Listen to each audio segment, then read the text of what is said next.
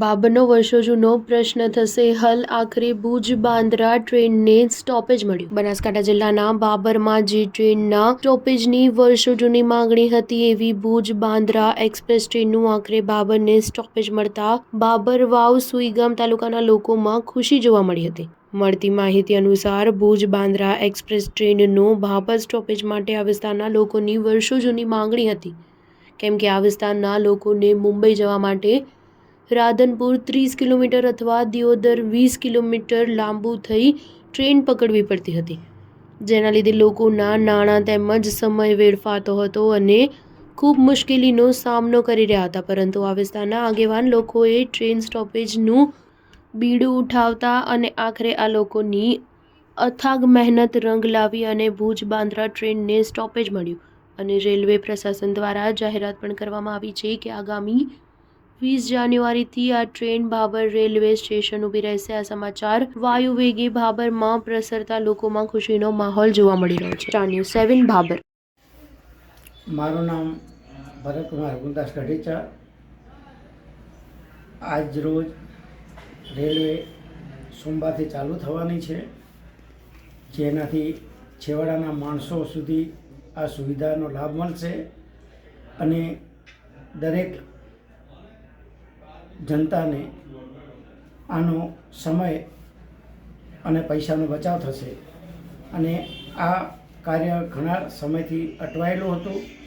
આ તમામ રાજકીય પક્ષોના આગેવાનો, ગામના વડીલો, તેમજ અમારા 60 વર્ષીય બાબુલાલ ભંસાલીજી, તેમજ અમારા 60 વર્ષીય હિતેશભાઈ મોટા, અમારા 60 વર્ષીય હસમુખભાઈ કોઠારી, તેમજ ગામની જનતાના સહકારથી આ કાર્ય સફળતાપૂર્વક સંપન્ન થયું છે અને ચારે તાલુકાની જનતામાં અનેરી આનંદની લાગણી અત્યારે વર્તાઈ રહી છે. કઈ તારીખે શરૂ થશે ટ્રેન?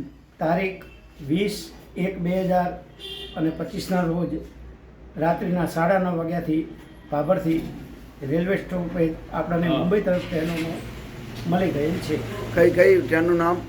દાદર ભુજ અને દાદર બાંદ્રા અને બાંદ્રા ભુજ બંને ટ્રેનો અહીંયા બાબરને સ્ટોપેજ આપવામાં આવી રહ્યું છે. કયા વારે છે? સોમવાર અને શુક્રવારે બાબરથી મુંબઈ તરફ જતી ટ્રેનો સ્ટોપેજ છે અને મુંબઈથી આવવા માટે મંગળવાર તેમજ શનિવારે છે. ભાઈ મોદી, લાઠી બજાર બાબર બોલું છું. છેલ્લા 6 મહિનાથી અથાગ પ્રયત્નો કરવાથી જે 10 વર્ષથી રેલવે પાસે બોમ્બેની ગાડીની માંગણી કરવા છતાં રિઝલ્ટ ના આવ્યું, એ છેલ્લા 6 મહિનામાં મહેનત કરતા આપણને બોમ્બેનું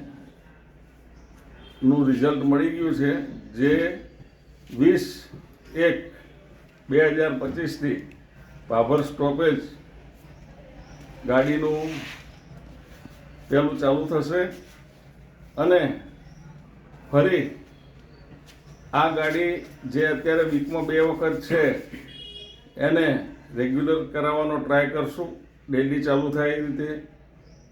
અને તમામ બાકીની સુવિધાઓમાં જેમ કે આપણે અહીંયા સ્ટેશન ઉપર રિઝર્વેશન્સ વિન્ડો નથી, એ પણ વહેલી તકે મળે એ રીતનો પ્રયત્ન કરશું.